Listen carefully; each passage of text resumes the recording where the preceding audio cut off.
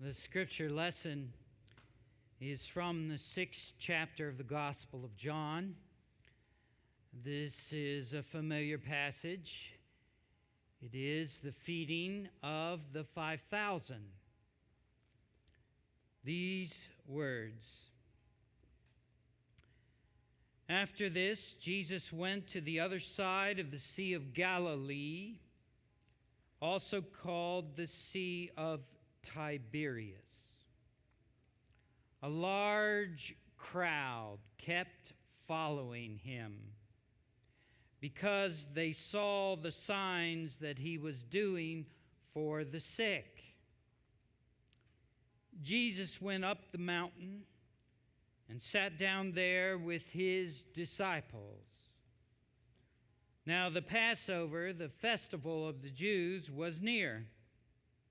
And when he looked up and saw a large crowd coming toward him, Jesus said to Philip, "Where are we to buy bread for these people to eat?" He said this to test him, for he himself knew what he was going to do. Philip answered him, 6 months' wages would not buy enough bread for each of them to get a little. One of his disciples, Andrew, Simon Peter's brother, said to him, "There is a boy here who has 5 barley loaves and 2 fish. But what are they among so many people?" Jesus said, "Make the people sit down." Now there was a great deal of grass in the place, so they sat down. About 5,000 in all. Then Jesus took the loaves, and when he had given thanks, he distributed them to those who were seated, so also the fish, as much as they wanted. And when they were satisfied, he told the disciples, gather up the fragments left over, so that nothing may be lost." So they gathered them up. And from the fragments of the 5 barley loaves left by those who had eaten, they filled 12 baskets. And when the people saw the sign that he had done, they began to say, "This is indeed the prophet who is to come into the world."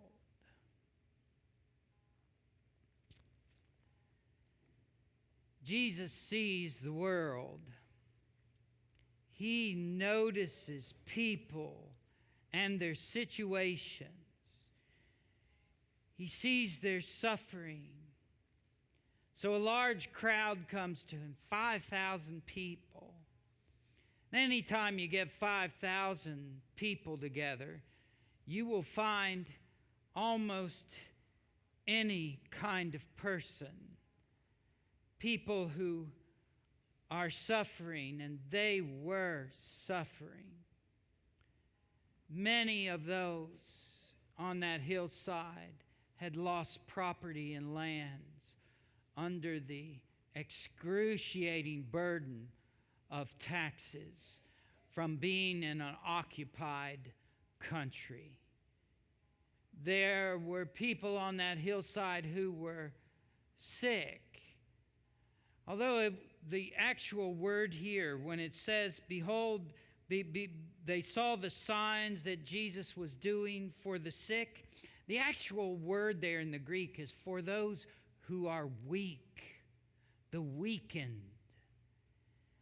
Oh, we're all weak, aren't we? Some way, shape, or form. All of us have some weaknesses. But there he beheld their weaknesses. There were probably people who were ill and had come hoping to be healed. And I imagine that some of them wanted to hide some of their maladies from those around them, because in that day and time, sickness often came with the horrible attachment of uncleanness, that you were unclean and therefore ritually impure to mingle with others. So there were people there who were probably trying to hide their sickness but wanted to be well. There were people there who had been shamed and cast out. I imagine there was a young girl on that hillside who had to do things that no young girl should have to do anymore. There were all kinds of people there. Jesus sees them. Now, whenever we see a crowd, whenever we think of all the need in the world, it can bother us. We can magnify the need and minimize the resources. It's often what we do. It's perhaps human nature, just to look at things from the scarcity side of stuff. But they're there, and when Jesus sees the crowd, I like what he says. Where are we to buy bread for these people to eat? He says we. He includes the disciples in the ministering that's going to happen. Where are we going to buy bread for these people to eat? So Jesus doesn't say, watch what I'm going to do. He says, what are we going to do? And that's a good thing. That's what Jesus does. He includes God's people in what God wants to do. But these disciples, they're not on board yet. And they look at the sea of need and they say this, and sometimes we're like Philip. Where are we to buy bread for these people to eat? 6 months' wages would not buy enough bread for each of them to get a little. And then we're like Andrew. There's a boy here who's got 5 barley loaves, which was the bread of the poor, by the way, and 2 fish. But what are they among so many people? So many people. But God doesn't see it that way. God sees a need, and God is able. And if we can get on board with God, there is enough. With thanksgiving to God, possibilities happen. So Jesus asked for the 5 barley loaves and the 2 fish, and he holds them up and he gives thanks. And when you give something into the hands of Jesus, it goes further. It can be multiplied.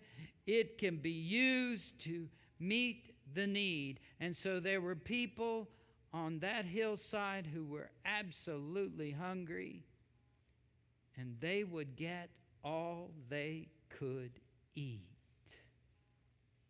Jesus has them sit down in groups, and he asks the disciples to do that. They think they can do that, so they sit them down all in groups. They obey, and the miracle begins to happen, the multiplication of the resources. Now, this stewardship season, Shiloh has wanted to invest in ministries that are creating opportunities for people. And you've heard from people giving testimonies about those ministries. And Rick and Jen Baltzersen are going to share. And we're sowing into their ministry this year. And Rick and Jen, they will tell you how they're meeting and hope to meet some needs.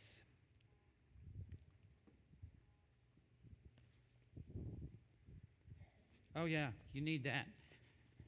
You got to turn it on.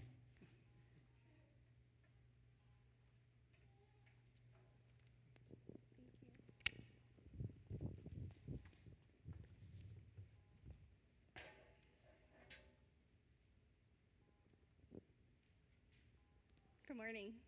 Can you hear me? Yes. Okay, good. Rick and I felt God call us to Cambodia in 2015. However, it wasn't until January 2017 until God had fully prepared our hearts and our minds to go. So it was a scary time for us to leave our house, our family, our friends, and move over to Cambodia. So when we finally got there, it was our first week. We had arrived in the capital city and traveled 2.5 hours to a small town where we were going to be living. It was about 2.5 hours outside of the capital city that we were going to live, and we had finally found our apartment. We knew nothing about the city. We knew no one there. We knew none of the language. We had no transportation except for walking. And unfortunately, we took no food with us. So here we are, and we're hot, we're hungry, and so we decided to go walking into the town to find some food. And so we thought, you know what? Cambodia, their second largest export is rice, and so let's go find some rice. Well, if you ever watched The Amazing Race, we felt like we were on The Amazing Race. We could not find rice anywhere. So here we are, hot, hungry, tired of walking, lost in this little small town, and we don't know anybody or anything. We're asking people, like, where's rice? And they're just smiling at us because they don't understand the language that we're asking them, and they're just waving to us. And so finally, I said to Rick, we have to go home, like go back to our apartment. But we were lost in this town, and we couldn't find our apartment. So we finally find it, and I go back in, sit underneath the fan, and I just start crying. And I was like, still hungry, no rice. And I said, God, are you really going to make it this hard for the next 2 years? I was like, why did you send us here? And so luckily, over the next week and a half, and over the next course of the few months, things got a lot better. We started to meet different people. We started to learn the language. We started learning the currency conversion. We got a motorcycle, so we got some transportation, and things got a lot better. Things started to actually feel like home. So everything started to work out for the better. So the reason we actually went to Cambodia in the first place was to help rescue girls, young girls, out of sex trafficking. And during this time, things were very challenging, eye-opening, and just, we learned a lot. We learned a lot about the culture of Cambodia, the customs, and our language skills started to really improve during this time as we started to work with more and more people. A little history about Cambodia. It is the poorest country in Southeast Asia. 40 years ago, they had a mass genocide, which they killed about 2.5 million people. And so with that, there's a lot of poverty. There's a lot of corruption in the country. There is a lot of instability. And so with that, there's just a lot of just things that are going on in that country that it's a very young country. A lot of the people who are living there right now are under the age of 40. So one of the things in Cambodia too is as soon as a child is able to work, And that depends on each family. It goes from family to family. Some of the children as small as maybe like 4 or 5, is young. As soon as the family believes that the child is able to work, they will send that child to work to start bringing money into the family. And the other thing is in Cambodia, the females, the girls in the family, young girls in the family are responsible for financially providing for the family, and that's everyone in the family. That's grandparents, parents, aunts and uncles, all the other siblings in the family. So with extreme poverty, large families, and deep-rooted customs, a lot of the girls in Cambodia are sent into sex trafficking. So while we were volunteering in Cambodia, I took it upon myself to start rescuing girls from the sex trade. There are lots and lots of girls, young girls, stuck in the sex trade. And so I started with the organization we were working with to start helping the rescue team to rescue these girls out of sex trafficking. And so upon rescue, I would meet with each girl individually and talk with her about a plan for her life after rescue. I would talk to her about education and training opportunities and things she could do with her life to support her family other than working in the sex trade. A lot of times when I would start talking with her about these things, her face would just light up, and you would just see the weight of life just fall off of her shoulders, and think of, a bright future and things like that.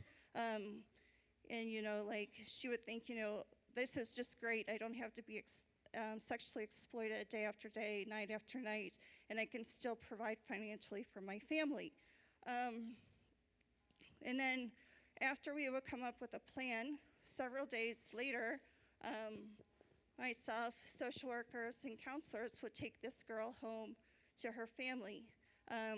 First of all, we would take her home to let the family know we found her safe. The other reason is, in Cambodia, if we did not take her home and have the family sign off that she was going to be staying in our rescue home while we were providing her training and vocational skills, we would be charged with, the government would charge us with kidnapping. So we'd have to have her signed off to stay with us. So I'm just going to pause right there for a second and talk to you for just 1 second about when we came back here to the United States and we started returning to Shiloh.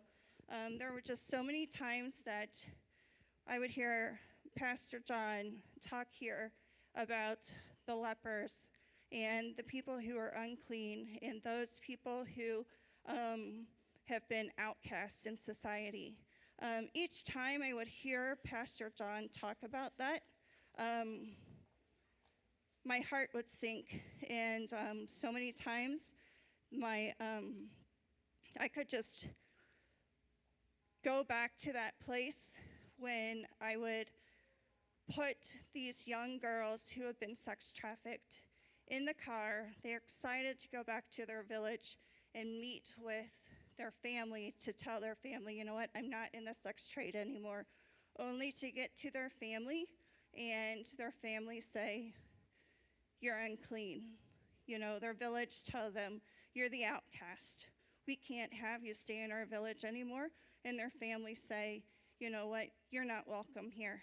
And for that girl to walk into her house and not even be hugged by her family. Everybody just sit around there, this big smile on the daughter's face, and nobody even come up to her and hug her because she's unclean. So, and at that point, I think my heart would just sink. That was probably the hardest part of things that we did in Cambodia the whole time we were there. So at that point, we would just take the girl, put her back in the car, and drive her back to our rescue home. She would sob the whole way back. Sometimes we would be in the car with this girl 4, 5, 6 hours, and she would cry the entire time because she's been shunned from her family and from her village. One of the reasons for this is there is, in Cambodia, they have very strong reasons that a girl in Cambodia should be pure until marriage. And these girls are working in the sex trade are no longer pure. One of the Cambodian, one of the Cambodian proverbs that they strongly believe in is, women are like white cotton cloth. Men are like gold. When white is muddied, it can never be washed to purity and cleanliness is once had. Gold, on the other hand, can be cleaned to shine brighter. So the more time we spent in Cambodia and the more times we would take girls home to their villages and we would see them be deemed unclean or shunned from their villages or shamed. It was just part of it was absolutely heartbreaking for us. So our intent to go over to Cambodia was to rescue for 2 years, and that's what we did. But learning so much while we were over there, I think we came back with a different plan. So I'll let Rick talk to you about that.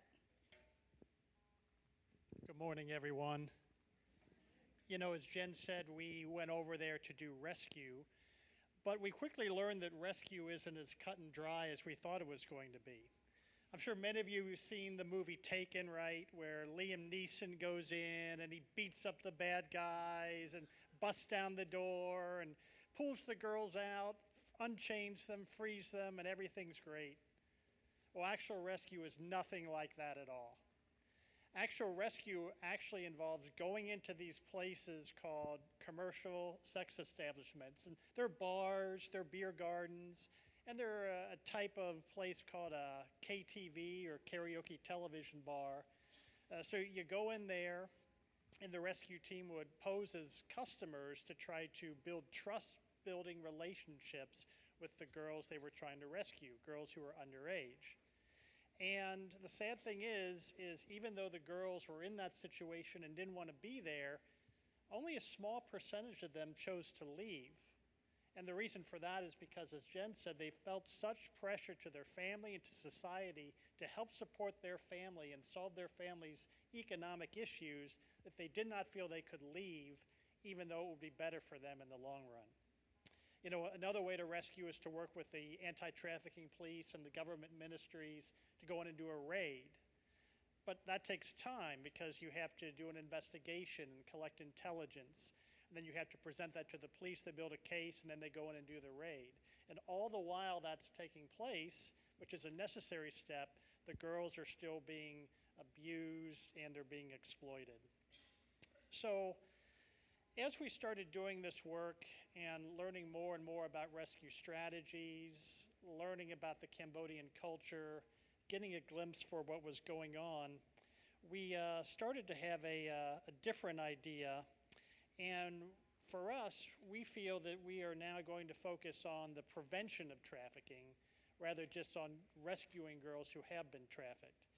And after talking to and networking with a lot of other organizations in Cambodia, we've discovered that many of them are in that rescue and aftercare phase, which is very needed, but there's few that are doing the prevention of trafficking. So the sad truth is, when you rescue a girl, another girl comes in to take her place, meaning 2 lives now are affected, or 3 or 4 or more. And we got to thinking, wouldn't it be best if no one had to go through any of that at all? It's much better to stop that at the door and not make anyone go through that. So what does prevention look like? Well, first it involves getting to the root of the problem, and that means finding out what's causing the poverty and coming up with unique and creative ways that will put an end to this today, tomorrow, and in the future. Second, it involves keeping children in school, because if you can get an education and you can finish high school, or in Cambodia, even get to the 9th grade, That opens up a lot more economic opportunities for you than you might have otherwise. Third, it involves working with the families and the village leaders to do awareness and education generating programs about what trafficking is and how to detect it and how to not get yourself in a situation where you are trafficked. Fourth, it involves meeting with community leaders and village leaders in the field and just finding out what the true needs of the communities are and helping them achieve those needs. So our plan is to return to Cambodia, not immediately, but in the near future, and to put together a sort of community center that addresses these root causes. We're planning to do it in the town that we lived in. It's a little town called Kampong Cham. As Jen mentioned, it's a small town. It's more rural, not quite a big city, but not as small as a village. But it is a bit underserved in terms of prevention programs that are taking place in that region. So we intend to work with a connected community of churches, village leaders, other NGOs or nonprofit organizations, and business leaders as well, to come up with solutions to try to combat that. And that's our ultimate goal, is to have that connected community working together and to come up with alternative opportunities for young women and their families so they can avoid the horrors of trafficking. We believe that by working together in the community, we can make a difference, and we want to flip that proverb upside down. Women can shine like gold, and they can have a life of opportunity free from abuse and exploitation, and we want to help them do that. So we thank you for your time today. More to come, and we hope you have a blessed Thanksgiving.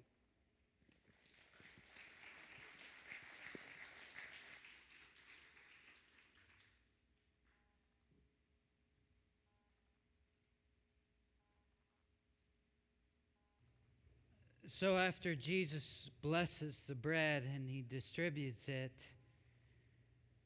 an amazing thing happens. They decide to gather up what's left. And when they do, there's 12 baskets. 12 baskets. They started out with just 5 barley loaves, and now they have 12 baskets left over. And that ought to tell us something. There is enough. If we have the will and the obedience to work with Jesus, there is enough for this suffering world. So, thank you for your giving. When they saw this sign, some of them said, "This is indeed the prophet who is to come into the world." Jesus goes into the world. We go with him to bring healing and hope. So it's time now for us to dedicate our estimate of giving cards and to come and sing. And so pray with me before we do this. Let's do it. God, we thank you for Rick and Jen's testimony and for the calling you have upon their lives to bring help and encouragement and also address the root causes of poverty and sex trafficking within one of the poorest countries in our world, Cambodia. We thank you that you're calling us to be alongside them in this endeavor.